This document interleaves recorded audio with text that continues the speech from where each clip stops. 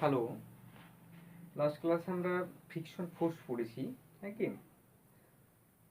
তো আজকে আমরা পড়ব সার্কুলার মোশন বা আবর্ত গতি নাকি? তো দেখো, যখন আমরা একমাত্রিক গতি পড়েছি, একমাত্রিক গতিতে দুই রকমের গতি পড়েছিলাম।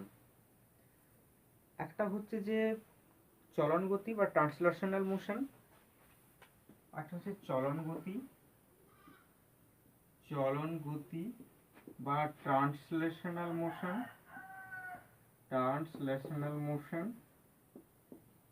আরেকটা হচ্ছে যে ঘূর্ণন গতি বা আবর্ত গতি, তাই তো, যেটাকে আমরা বলছিলাম রোটেশনাল মোশন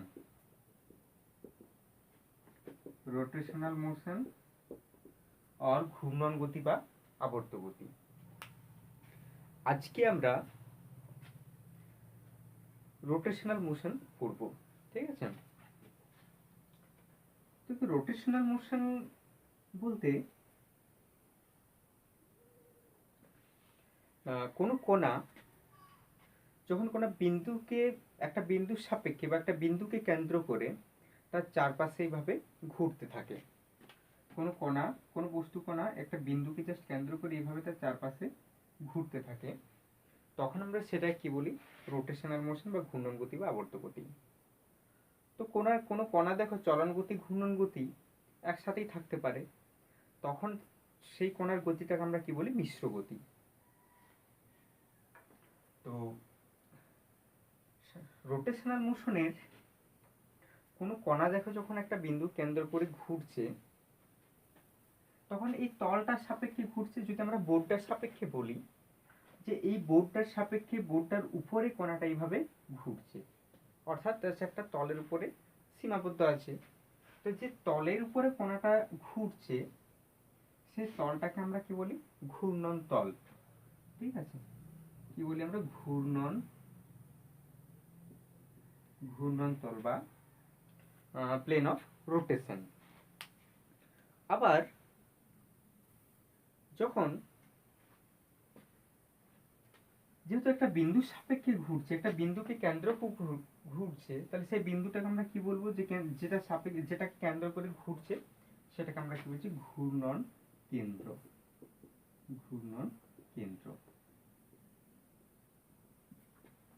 হয়েছে? আবার দেখো, যেহেতু সে বৃত্তাকার পথে ঘুরছে এবং একটা বিন্দুকে কেন্দ্র করে ঘুরছে, তাহলে নিশ্চয়ই পাঁচটা থেকে ওই ঘূর্ণন কেন্দ্রের দৈর্ঘ্য সবসময় ধ্রুবক থাকবে। অর্থাৎ একটা আমরা ব্যাসার্ধ পাবো। ও বিন্দু সাপেক্ষে যদি কণাটা ঘুরতে থাকে, তাহলে ওই বিন্দু থেকে পাঁচটার সবসময় আমরা একটা কনস্ট্যান্ট ডিস্টেন্স পাবো। সেটাকে আমরা কি বলবো? না ব্যাসার্ধ। যেহেতু বৃত্তাকার পথে ঘুরছে, তাহলে এই ব্যাসার্ধটাকে আমরা কি বলি? তোমার এই ব্যাসার্ধটাকে আমরা কি বলি? জাস্ট একটা ভেক্টর রিপ্রেজেন্ট করছে, সেটাকে আমরা কি বলি? ব্যাসার্ধ ভেক্টর বা হচ্ছে যে রেডিয়াস ভেক্টর। অর্থাৎ কেন্দ্র থেকে যে ব্যাসার্ধটা আমরা পাই সেটাকে বলছি রেডিয়াস ভেক্টর বা দূরক ভেক্টরও বলা হয়। আবার দেখো, এই বিন্দুটার উপরে যদি আমরা একটা লম্ব, একটা জাস্ট নর্মাল ড্র করি এই বিন্দুটার উপরে, হয় বোর্ডের সাপেক্ষে এই দিকে, না হয় বোর্ডের সাপেক্ষে অপোজিট দিকে, যদি আমরা একটা নর্মাল ড্র করি, তাহলে সবসময় এই নর্মালের এই তলটার সাপেক্ষে নর্মালটা আমরা ড্র করবো কিভাবে? যে তলের উপরে পার্টিকেলটা ঘুরছে সেই তলের সাপেক্ষে পারপেন্ডিকুলার নর্মালটাকে আমরা কি বলছি? রোটেশনাল এক্সিস, তাই তো? সেন্টারের উপর যদি আমরা ওই প্লেনের উপরে সেন্টার থ্রু দিয়ে যদি আমরা নর্মাল ড্র করি, তাহলে যে নর্মালটা পাবো, যে পারপেন্ডিকুলার ড্র করি, যে সেটাকে আমরা কি বলছি? না রোটেশনাল এক্সিস। হয়েছে? তো দেখো, যে কোনো কণা যখন ঘুরছে, তাহলে দেখো না এখানে আমরা সার্কুলার মোশনে আর লিনিয়ার মোশনের ডিফারেন্সটা কিভাবে পাই? না সার্কুলার মোশনে কোন একটা পার্টিকেলের যদি আমরা জাস্ট ডাইরেকশনটা বলি, যে তার মুভমেন্টের ডাইরেকশনটা, সেটা দেখো অল টাইম চেঞ্জ হয়। এইখানে এই বরাবর, এইখানে এই বরাবর, এখানে এই বরাবর, অল টাইম চেঞ্জ হয়। তাহলে এখানে যদি আমরা যদি হচ্ছে যে আমরা জাস্ট ভেলোসিটি ভেক্টর পেতে চাই, তাহলে এখানে ভেলোসিটি ভেক্টর দেখো কখনো থাকবে না, বেগ ভেক্টরটা কখনো থাকবে না, কেননা তার ডাইরেকশনটা অল টাইম চেঞ্জ হচ্ছে নাকি। যে পয়েন্টে আমরা ভেলোসিটিটা বের করতে আছি, সেই পয়েন্টে যদি আমরা একটা স্পর্শক টানি, সেই ট্যানজেন্ট ড্র করি, সেই স্পর্শকটাই হচ্ছে যে ওই পয়েন্টে ভেলোসিটির ডাইরেকশন। কিন্তু ঘূর্ণাক্ষ বরাবর দেখো যে, তাহলে এই কোনো কণা যখন বৃত্তাকার পথে ঘুরছে, তখন তার একটা পার্টিকুলার তো একটা জাস্ট ভেক্টর আমরা পাবো, যে ভেক্টরটা রেসপেক্ট ওটাকে আমরা ডিফাইন করব। তো সেই ভেক্টরটা কি না, ঘূর্ণাক্ষ বরাবর, তাই রোটেশনাল এক্সিস যেটা, সেই বরাবর হচ্ছে যে সেটা সব সময় সেটা রেসপেক্টেই আমরা এই মোশনটাকে আমরা এক্সপ্লেন করি। হয়েছে? তাহলে এখানে আমরা কোন হচ্ছে যে কৌণিক স্থানাঙ্ক আমরা নেব, কৌণিক স্থানাঙ্ক। রোটেশনাল মোশনের রেসপেক্টে আমরা কি করব, যেহেতু এর ভেলোসিটিটা বারবার চেঞ্জ হচ্ছে, আর সেন্টার রেসপেক্টে তার রেডিয়াস ভেক্টরটাও কনস্ট্যান্ট অল টাইম, তাহলে আমরা কি এখানে বের করব, কৌণিক স্থানাঙ্ক, কৌণিক অ্যাঙ্গুলার পজিশন, তাই তো, বা অ্যাঙ্গুলার কোঅর্ডিনেট। তাহলে কৌণিক স্থানাঙ্ক আমরা কিভাবে বের করব না, সাপোজ ওপি হচ্ছে যে এই পয়েন্টের রেসপেক্টে, এটা আমরা একটা ইনস্ট্যান্টেনিয়াস পজিশন ধরে নিলাম যে ওপি হচ্ছে তার রেডিয়াস। তাহলে ওপি যদি রেডিয়াস হয়, তাহলে আফটার সামটাইমস আমরা কিছু সময় পর আমরা ধরলাম যে কোণাটা জাস্ট এ পয়েন্টে এসেছে, কোণাটা এ পয়েন্টে এসেছে। তাহলে পি এর রেসপেক্টে, পি পয়েন্টের রেসপেক্টে এ পয়েন্টের অ্যাঙ্গেল কত, যে যে চাপটা পেয়েছি আমরা, যে ব্যাসার্ধ, যে বৃত্ত চাপটা পেয়েছি এপি, সেই বৃত্ত চাপটা সেন্টার একটা অ্যাঙ্গেল করছে কত, থিটা, তাই তো। অর্থাৎ পি পয়েন্টের সাপেক্ষে এ পয়েন্টের যে ডিসপ্লেসমেন্ট, সেটা আমরা কোনটার সাপেক্ষে বলবো না, থিটাটার সাপেক্ষে ডিসপ্লেসমেন্ট আমরা নেব, তাই তো, অ্যাঙ্গুলার ডিসপ্লেসমেন্ট। অর্থাৎ পি এবং এর মধ্যে যে ডিস্টেন্স, সেটা হচ্ছে থিটা। তাহলে এই থিটাটাকে আমরা কি বলবো না, পি এর সাপেক্ষে এর কৌণিক স্থানাঙ্ক। বুঝে গেছে? যেহেতু না পি এর সাপেক্ষে এই যে এই যে বৃত্তচাপটা, সেই বৃত্তচাপটা সেন্টারে থিটা অ্যাঙ্গেল করেছে, তাহলে পি এর সাপেক্ষে এর হচ্ছে যে কৌণিক স্থানাঙ্ক কত, থিটা, যে কোণটা তৈরি করেছে। আবার আমরা নিলাম কোণাটা এখানে চলে গেছে, বি পয়েন্টে চলে গেছে, তাহলে এটা থিটা নিয়েছি, তাহলে এটা কত হবে, এটা আমরা নিচ্ছি জাস্ট, আচ্ছা এটা থিটা 1 বলো, এটাকে আমরা থিটা 2 বলছি। তাহলে পি এর সাপেক্ষে বি এর কৌণিক স্থানাঙ্ক কত, থিটা 2, নাকি? তাহলে পি এর সাপেক্ষে বি এর কৌণিক স্থানাঙ্ক থিটা 2। আবার এদিকেও নিতে পারতাম আমরা, যদি এইদিকে নিতাম, এখানে সাপোজ একটা সি পয়েন্ট নিয়েছি, তাহলে এই দিকের স্থানাঙ্ক দেখো আমরা বলছি থিটা 3। জাস্ট প্রিভিয়াস ক্লাস আমরা বলেছিলাম অ্যাঙ্গেলের ব্যাপারটা, যে অ্যাঙ্গেলটা যদি অ্যান্টি ক্লকওয়াইজ হয়, তখন সেটাকে আমরা নেগেটিভ নিই। তাহলে আমরা বলতে পারি পি পয়েন্টের সাপেক্ষে সি পয়েন্টের অ্যাঙ্গুলার পজিশন, অ্যাঙ্গুলার কোঅর্ডিনেট হচ্ছে নেগেটিভ, থিটা 3টা হচ্ছে যে নেগেটিভ, যেহেতু এর পজিশনটা হচ্ছে থিটা 2টা আমরা মেজার করছি কিভাবে না, অ্যান্টি ক্লকওয়াইজে। তাহলে যদি আমরা, তাহলে এটা হচ্ছে কৌণিক স্থানাঙ্ক বা অ্যাঙ্গুলার কোঅর্ডিনেট। তাহলে বি পয়েন্টের, পি এর রেসপেক্টিভ বি পয়েন্টের অ্যাঙ্গুলার কোঅর্ডিনেট কত, থিটা 2, অ্যান্ড হচ্ছে পি পয়েন্টের রেসপেক্টে এ পয়েন্টের অ্যাঙ্গুলার কোঅর্ডিনেট থিটা 1, পি পয়েন্টের রেসপেক্টে সি পয়েন্টের অ্যাঙ্গুলার কোঅর্ডিনেট মাইনাস থিটা 3। তাহলে যে এ পয়েন্টের রেসপেক্টে বি পয়েন্টের অ্যাঙ্গুলার ডিসপ্লেসমেন্ট কত না, দেখো এটা যদি থিটা 2 হয়, এটা যদি থিটা 1 হয়, তাহলে এটা অ্যাঙ্গুলার ডিসপ্লেসমেন্ট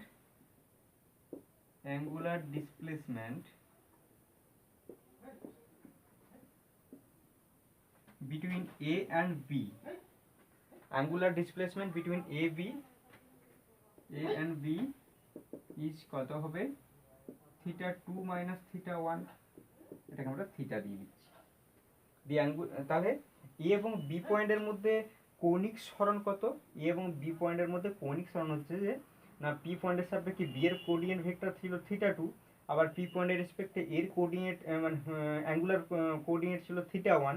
তাহলে এর অ্যাঙ্গুলার কোঅর্ডিনেট আর জাস্ট পুরোটাকে পি পয়েন্টের রেসপেক্টে বলছি, একটা জাস্ট পার্টিকুলার একটা পজিশন ধরে নিয়ে, স্ট্যান্ডার্ড পজিশন একটা ধরে নিয়ে পি এর রেসপেক্টে, তাহলে এর পজিশন কোঅর্ডিনেট θ1, বি এর পজিশন কোঅর্ডিনেট θ2, তাহলে এর রেসপেক্টে বি এর ডিসপ্লেসমেন্ট কত হবে, অ্যাঙ্গুলার ডিসপ্লেসমেন্ট কত হবে, θ2 মাইনাস θ1, θ2 মাইনাস θ1 ইকুয়াল থিটা। তাহলে এটাকে আমরা কি বলছি, কৌণিক সরণ।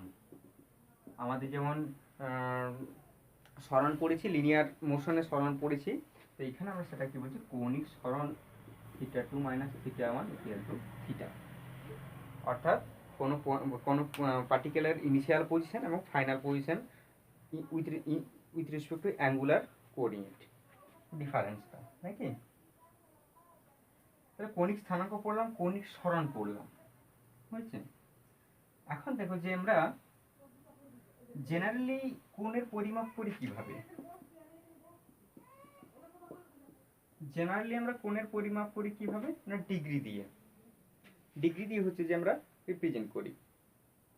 তো এইখানে আমরা ডিগ্রিটাকে তো ইউজ করবো না, এখানে আমি কি নতুন একটা কোণের পরিমাপ নেবো, সেটা হচ্ছে রেডিয়ান পরিমাপ।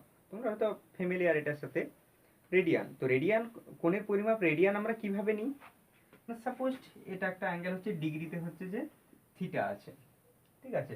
তো এই পয়েন্টটাকে সরি সাপোজ এইখানে হচ্ছে যে থিটা ও এ বি, আমরা একটা অ্যাঙ্গেল নিচ্ছি থিটা, এ বি মধ্যে অ্যাঙ্গেল হচ্ছে থিটা। তো এই পয়েন্টটাকে যদি নিয়ে আমরা একটা জাস্ট ও পয়েন্টকে নিয়ে যদি আমরা একটা সার্কেল ড্র করি এভাবে, ঠিক আছে? তাহলে ও পয়েন্টকে নিয়ে যদি একটা আমরা সার্কেল ড্র করি, সরি এইভাবে,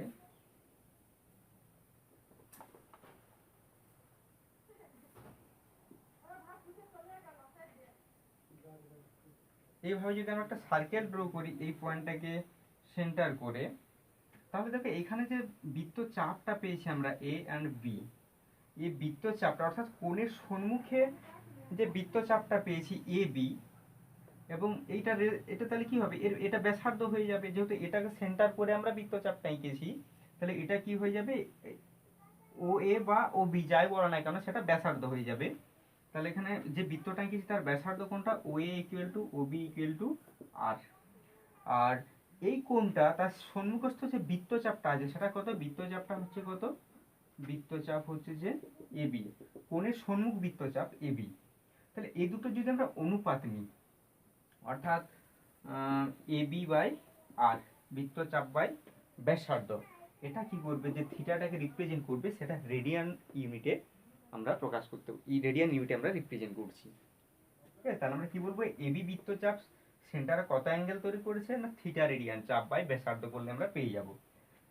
তাহলে কোণের পরিমাপ আমরা কি করি না, চাপ বাই ব্যাসার্ধ, এবং সেটা রেডিয়ান ইউনিটে আমরা প্রকাশ করি, ঠিক আছে? তাহলে দেখো যে রেডিয়ান ইউনিটের এইভাবে যে আমরা কোন কোণকে প্রকাশ করছি, এর কোনো একক হবে না, কেন বলো তো না, দেখো চাপ বাই ব্যাসার্ধ, এটা কি থিটা ইকুয়াল টু হচ্ছে চাপ বাই ব্যাসার্ধ। যদি চাপ বাই ব্যাসার্ধ, দেখো চাপটা হচ্ছে দৈর্ঘ্য আর ব্যাসার্ধটাও দৈর্ঘ্য, তাহলে দৈর্ঘ্য কেটে গিয়ে আমরা কোনো ইউনিটই পাবো না, বাট আমরা সেটা কি দিয়ে লিখছি, রেডিয়ান দিয়ে প্রকাশ করছি, ঠিক আছে? আর দেখো মাত্রাও তাহলে কোনো হবে না, কারণ চাপের মাত্রাও দৈর্ঘ্য, ব্যাসার্ধের মাত্রাও হচ্ছে যে দৈর্ঘ্য, তাহলে দৈর্ঘ্য কেটে গিয়ে সেটাও থাকছে না।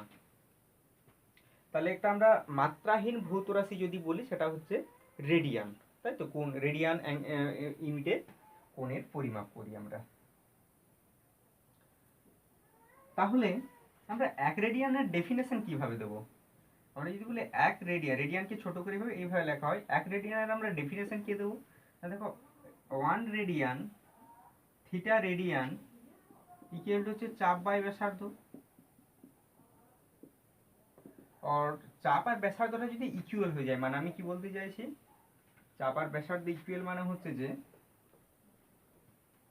ধর এরকম ভাবে বৃত্তটা আমরা এঁকেছি, দিয়ে এইভাবে একটা আমরা বৃত্তচাপের অংশ নিয়ে বৃত্তচাপ নিয়েছি, তো এবি আর এই ব্যাসার্ধ যদি সমান সমান হয়ে যায় তাহলে চাপ ব্যাসার্ধ কেটে কেটে কত হয়ে যাচ্ছে, 1 হয়ে যাচ্ছে নাকি? তো এটার কারণে আমরা কি বলছি, 1 রেডিয়ান। তাহলে এবি ব্যাসার্ধ হচ্ছে আর, তাহলে এবি যে বৃত্ত চাপটা ছিল ইকুয়াল টু ব্যাসার্ধ যদি হয় তাহলে চাপ ব্যাসার্ধ কেটে 1 রেডিয়ান হচ্ছে। তাহলে থিটা সিটা কত হয়ে যাচ্ছে, কেটে গিয়ে হচ্ছে 1 রেডিয়ান। তাহলে 1 রেডিয়ানের আমরা ডেফিনেশন কি করে দেব না, যদি ব্যাসার্ধের সমান বৃত্তচাপ, কোনো বৃত্তের ব্যাসার্ধের সমান বৃত্তচাপ তার সেন্টার যে কোণ উৎপন্ন করে, ব্যাসার্ধের সমান বৃত্তচাপ সেন্টার যে কোণ উৎপন্ন করে সেটাকে আমরা কি বলছি, 1 রেডিয়ান কোণ। বুঝছেন? তাহলে রেডিয়ান এবং আমাদের যে ডিগ্রি, সে দুটোর মধ্যে রিলেশনশিপ আমরা কিভাবে পাবো না, কোন একটা বৃত্তে এক পাক ঘুরে আসা মানে দেখো 2 পাই রেডিয়ান, তাই তো? ভাই কোনো বৃত্তে যদি এক পাক ঘুরে আসা হয় তাহলে কতটা কোণ পরিমাপ হবে না, 2 পাই রেডিয়ান। আবার আমরা জানি একটা বৃত্ত সমান হচ্ছে 360 ডিগ্রি, নয় কি? একটা বৃত্ত যদি এক পাক ঘুরে আসে তাহলে রেডিয়ান অ্যাঙ্গেল হচ্ছে 2 পাই রেডিয়ান। কেন বলো তো? না দেখো, না একটা বৃত্ত যদি এক পাক ঘুরে আসে তার পরিসীমা কত, টোটাল বৃত্তের অংশটা কত, 2 পাই আর। এক পাক ঘোরার জন্য টোটাল বৃত্তটার অংশ হচ্ছে 2 পাই আর। যদি তার ব্যাসার্ধ আর হয়, তার টোটাল বৃত্তচাপটা কত হচ্ছে 2 পাই আর, ডিভাইড বাই ব্যাসার্ধ কত আর, তাহলে আর আর কেটে গিয়ে কত হচ্ছে 2 পাই রেডিয়ান হয়ে যাচ্ছে। অর্থাৎ কোনো বৃত্ত যদি টোটাল বৃত্তটা তার সেন্টারে কত কোণ উৎপন্ন করে, 2 পাই রেডিয়ান। আবার আমরা জানি যে কোনো বৃত্তে এক ভাগ ঘুরে এলে ডিগ্রিতে কতটা পরিমাপ হয় না, 360 ডিগ্রি। তাহলে দুটোর মধ্যে রিলেশনশিপ আমরা কিভাবে করব না, 2 পাই রেডিয়ান ইকুয়াল টু হচ্ছে 360 এন্ড পাই ইকুয়াল টু হচ্ছে 180। ঠিক আছে, পাই ইকুয়াল টু 180 और তাহলে পাই রেডিয়ান ইকুয়াল টু 180 और 1 radian equal to 180 by pi. বুঝা গেছে? তাহলে 180 বাই পাই হচ্ছে, 1 মিনিট।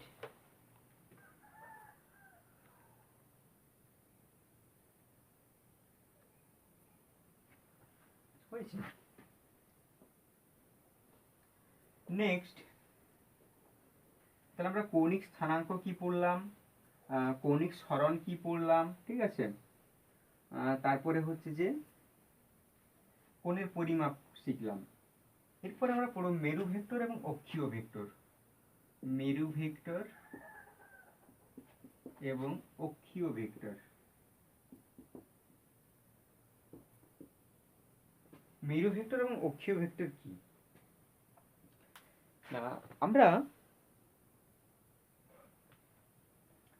যেগুলো পড়েছি যে ধরো রৈখিক সরণ, রৈখিক বেগ, রৈখিক ত্বরণ, এগুলোর একটা বাস্তব দিক আছে। রৈখিক যে পূর্ব বা পশ্চিম বা উত্তর বা দক্ষিণ যে কোনো একটা দিকে যাচ্ছে, তার একটা বাস্তব দিক আছে। রৈখিক ভেক্টর, রৈখিক সরণ বলো, রৈখিক বেগ বলো, রৈখিক ত্বরণ বলো, এগুলো একটা বাস্তব দিক আছে।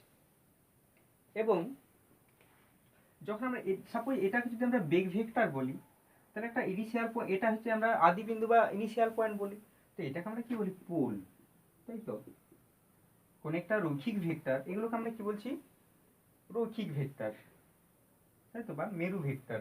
তাহলে কোন একটা আমাদের রৈখিক বেগ, রৈখিক ত্বরণ এগুলোকে প্রকাশ করার সময় একটা লাইন দিয়ে যখন প্রকাশ করি তখন একটা ইনিশিয়াল পয়েন্ট থাকে, সেটাকে আমরা কি বলি, পোল বলি, নাকি? তো এই ভেক্টরগুলোকে যে আমরা কি বলি, মেরু ভেক্টর বলি। এই ভেক্টরগুলো আমরা নাম কি দিই, মেরু ভেক্টর। আবার যখন কোণের সাপেক্ষে সার্কুলার মোশনের রেসপেক্টে আমরা যে যে কোয়ান্টিটিগুলো পড়ছি, যেমন ধরো কৌণিক সরণ, কৌণিক বেগ, কৌণিক ত্বরণ, angular displacement, angular velocity, angular acceleration, এগুলো যখন লিখছি তখন দেখো এর কোনো বাস্তব দিক নেই। একটা জাস্ট অক্ষ আমরা নিয়েছিলাম, সেন্টারের সাপেক্ষে একটা অক্ষ, যেটাকে আমরা কি বলি না, ঘূর্ণাক্ষ। আর সেই ঘূর্ণাক্ষটাই কি রিপ্রেজেন্ট করছে, ওই কণাটার গতিটাকে প্রকাশ করছে, ওই কণাটার গতির দিকটাকে প্রকাশ করছে। ঠিক আছে? ওই কণাটার গতির দিককে কিসে প্রকাশ করছে না, যে অক্ষটা আমরা সেন্টার রেসপেক্টে ড্র করি। তাহলে সেই জন্য আমরা এগুলো কি বলি না অক্ষীয় ভেক্টর। যেহেতু একটা বাস্তব অক্ষ আছে, সেই অক্ষটার সাপেক্ষেই আমরা এই ঘূর্ণনশীল কণাটার অর্থাৎ অক্ষটা একটা অর্থাৎ যে আমাদের ট্রান্সলেশনাল মোশনে বা লিনিয়ার মোশনে যে আমরা ভেক্টরগুলো পাই সেগুলোকে আমরা কি বলছি না মেরু ভেক্টর। অ্যান্ড রোটেশনাল মোশনে যে আমরা ভেক্টরগুলো পাবো সেগুলোকে আমরা কি বলছি এক্সিয়াল ভেক্টর বা অক্ষীয় ভেক্টর। কারণ ওদের একটা বাস্তব ট্রান্সলেশনাল মোশনের ভেক্টরগুলো একটা বাস্তব দিক আছে একটা, এবং কি রোটেশনাল মোশনের ভেক্টরগুলো একটা বাস্তব অক্ষ আছে। ওকে, নেক্সট আমরা পড়ব অ্যাঙ্গুলার ভেলোসিটি।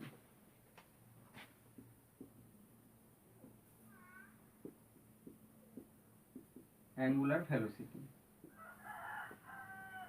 Angular velocity. তাহলে আমরা অ্যাঙ্গুলার ডিসপ্লেসমেন্ট পড়েছি যে কোনো কণা কোনো একটা পার্টিকেল যখন সার্কুলার মোশনে রোটেট করছে তখন তার যে কোনো একটা ইনস্ট্যান্টেনিয়াস পজিশন আর নেক্সট ইনস্ট্যান্টেনিয়াস পজিশন দুটোর মধ্যে যে অ্যাঙ্গেলটা কোনো একটা স্ট্যান্ডার্ড পয়েন্টের রেসপেক্টে, সেটাকে আমরা কি বলছি তাদের পজিশন অ্যাঙ্গুলার পজিশনের ডিফারেন্সটাকে আমরা বলছি অ্যাঙ্গুলার ডিসপ্লেসমেন্ট নাকি। তাহলে এটা সাপোজ ও পি ভেক্টরের রেসপেক্টে এ পয়েন্টের কোঅর্ডিনেট কত ছিল θ1 অ্যান্ড বি পয়েন্টের কোঅর্ডিনেট ছিল হচ্ছে যে θ2।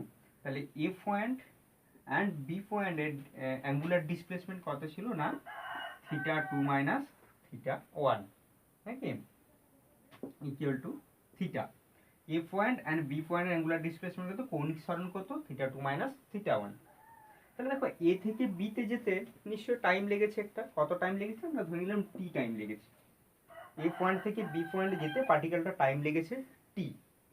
তাহলে টি টাইমে টি সময়ে অ্যাঙ্গুলার ডিসপ্লেসমেন্ট কত থিটা, আর আমরা লিখতে পারি θ2 মাইনাস θ1। তাহলে ইউনিট টাইমে কত হবে θ2 মাইনাস θ1 বাই টি।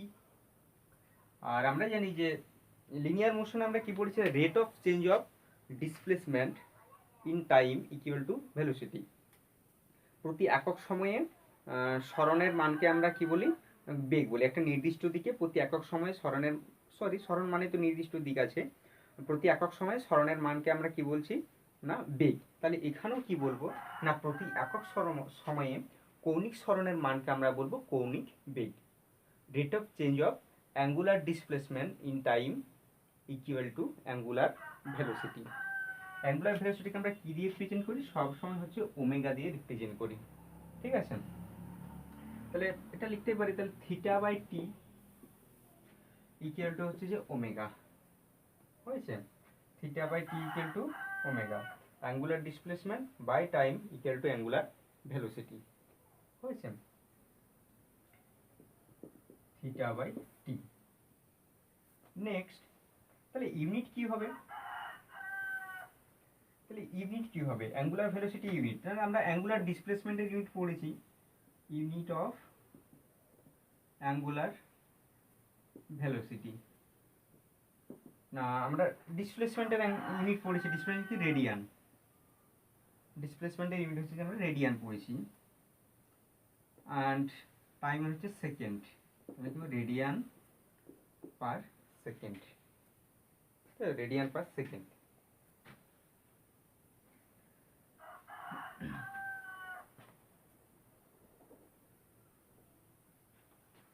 আবার যদি আমরা ডাইমেনশন করতে চাই, ডাইমেনশন কি হবে না দেখো তো ডাইমেনশনলেস, থিটাটা তো ডাইমেনশনলেস, তাহলে শুধু টাইমের ডাইমেনশন বা অ্যাঙ্গুলার ভেলোসিটি ডাইমেনশন মিন্স টাইমের ডাইমেনশন। নেক্সট আমরা মাঝে একটা স্কিপ হয়ে গেছে, যেটা হচ্ছে যে linear distance, linear displacement and angular ডিসপ্লেসমেন্টের মধ্যে রিলেশনশিপটা, কৌণিক সরণ এবং রৈখিক সরণের সম্পর্ক।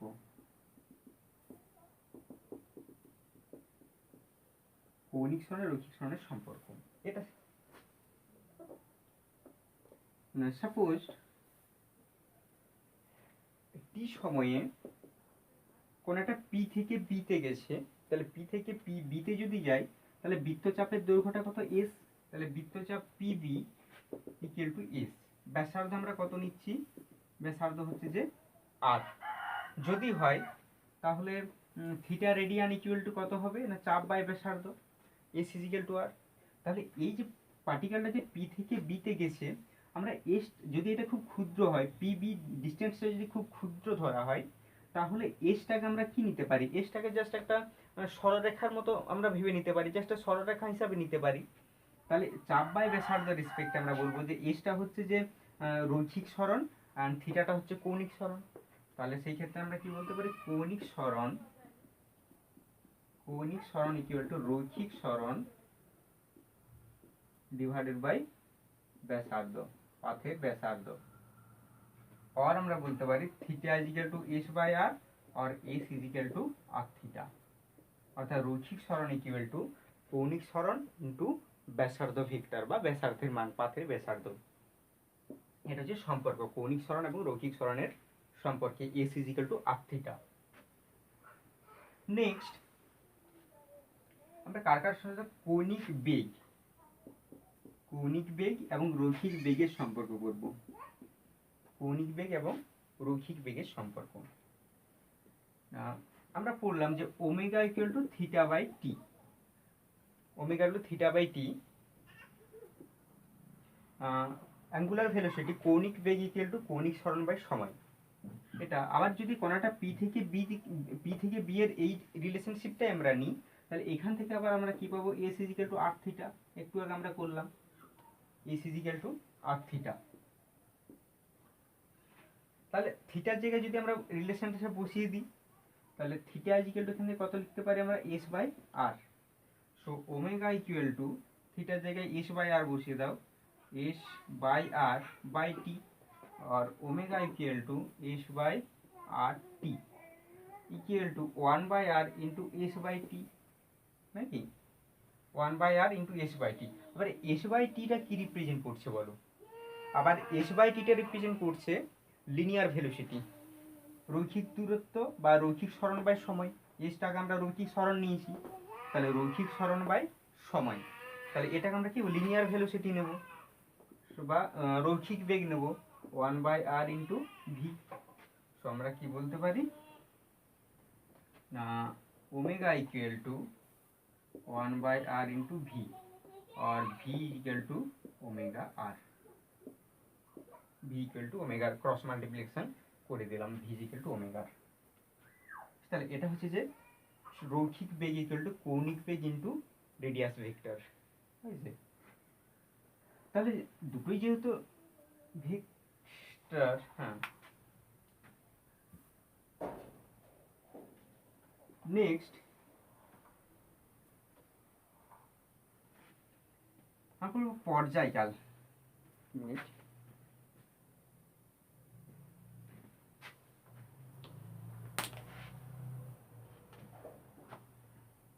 রোটেশনাল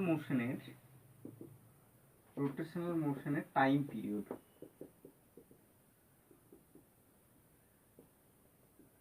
টাইম পিরিয়ড কি না, পর্যায়কাল আমরা কি বলি, দেখো রোটেশনাল মোশন এটা হচ্ছে পর্যায়বৃত্ত গতি। আবর্ত গতিকে আমরা একটা পর্যায়বৃত্ত গতি বলতে পারি। কেন পর্যায়বৃত্ত গতি বলবো না, পর্যায়বৃত্ত গতি কাকে বলি, যে কোন একটা কণা যখন ইন মোশনে আছে, গতিশীল অবস্থায় আছে, তখন একটা নির্দিষ্ট বিন্দুকে যদি একটি নির্দিষ্ট সময় অন্তর অন্তর সে অতিক্রম করে, তখন আমরা সেই কণাটার গতিকে কি বলি, পর্যায়বৃত্ত গতি।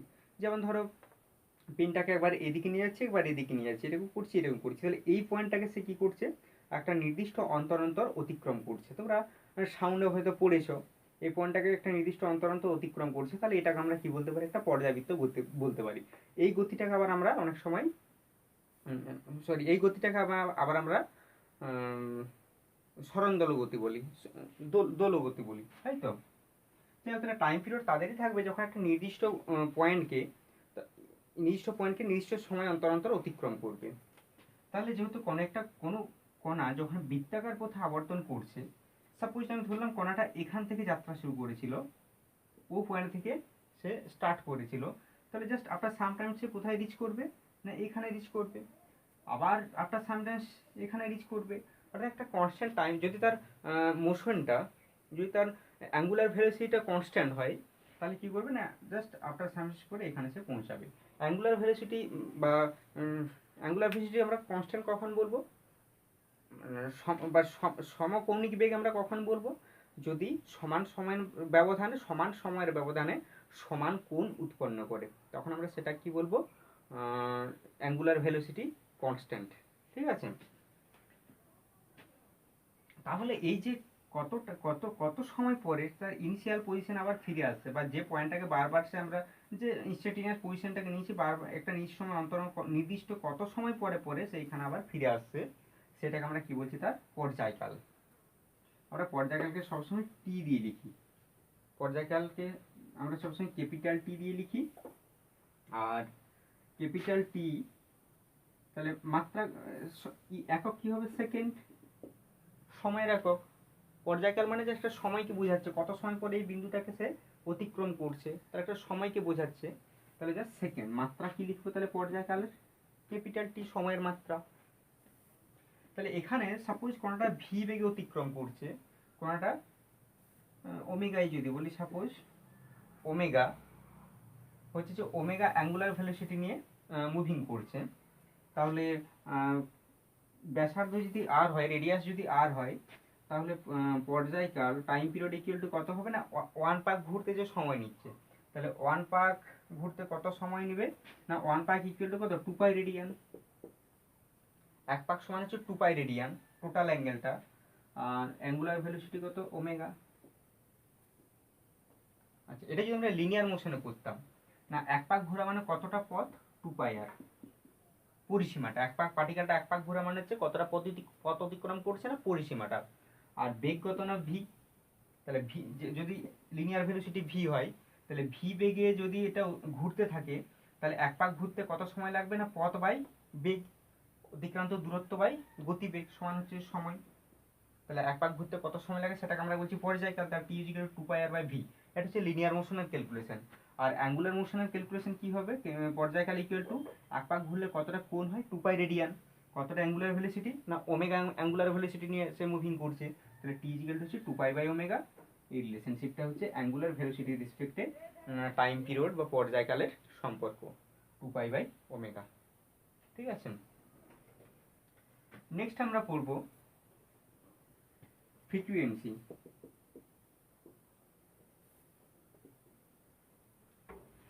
ফ্রিকুয়েন্সি কি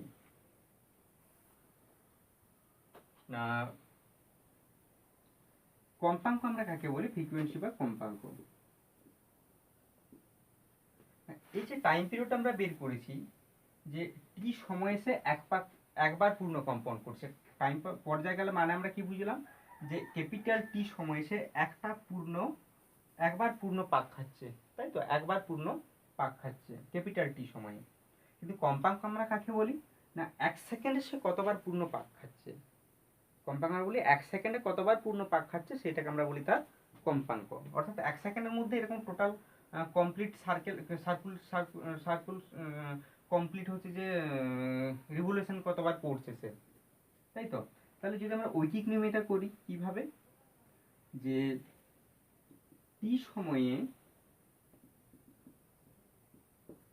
পূর্ণ কম্পন হয় কত, একবার, কারণ এটাকে পর্যায়কাল বলছে, পর্যায়কাল মানে একবার পূর্ণ কম্পন হওয়া, একবার রোটেট করা। তাহলে টি সময়ে পূর্ণ কম্পন এক, তাহলে একক সময়ে পূর্ণ কম্পন কত হবে, 1/t। তাহলে একক সময়ে পূর্ণ কম্পন হচ্ছে 1/t। আর এটাকে আমরা কি বলি, কম্পাঙ্ক। কম্পাঙ্ককে আমরা সবসময় স্মল এন দিয়ে লিখি, তাহলে কম্পাঙ্ক এন ইকুয়াল টু কত না, 1/t। অর্থাৎ কম্পাঙ্ক সমান কি, 1 বাই পর্যায়কাল। কম্পাঙ্ক সমান হচ্ছে 1 বাই পর্যায়কাল। ঠিক আছে, তাহলে আগে রিলেশনশিপটা যদি আমরা বসিয়ে দিই, যে টি ইকুয়াল টু হচ্ছে 2 পাই বাই ওমেগা, রিলেশনশিপটা বসিয়ে দিলে কি আসবে, 1/2 two pi by omega, sorry, n equal to হচ্ছে 1/t equal to 1/2 pi by omega और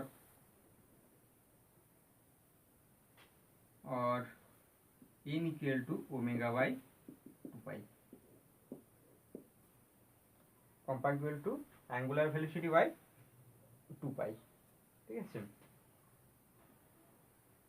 তাহলে একক কি হবে কম্পাঙ্কের? না, কম্পাঙ্কের 1/, পর্যায়কাল, তাই তো, 1/, পর্যায়কাল। আর পর্যায়কালের একক আমরা কি জানি? সেকেন্ড, তাহলে 1/সেকেন্ড অর সেকেন্ড ইনভার্স, এটা হচ্ছে পর্যায়কাল। তো দেখো, তাহলে এটাকে আমরা কি বলতে? আরপিএস।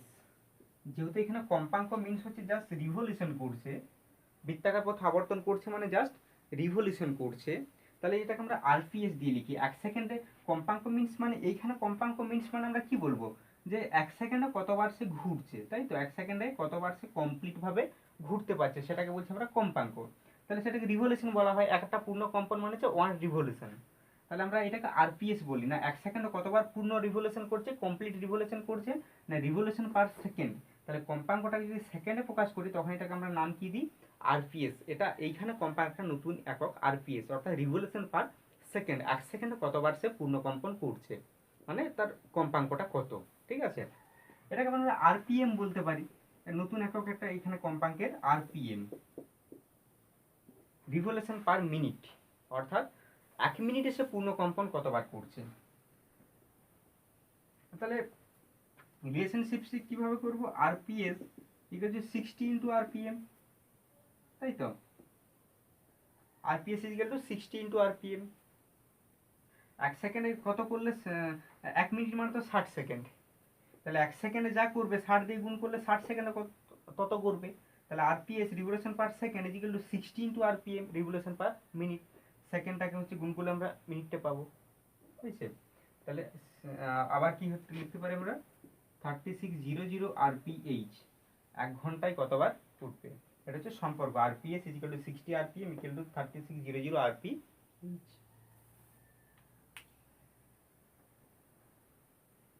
তাহলে মাথায় রাখবে যে যে কোনো কণা যখন একটা পূর্ণ কম্পন করছে, একবার পূর্ণ রিভলিউশন করছে, একবার পূর্ণ পাক খাচ্ছে, তখন তার কৌণিক সরণ কত? না 2 পাই রেডিয়ান। ঠিক আছে, এটা আমাদের সবসময় মনে রাখতে হবে নিউমেরিক্যাল করার জন্য।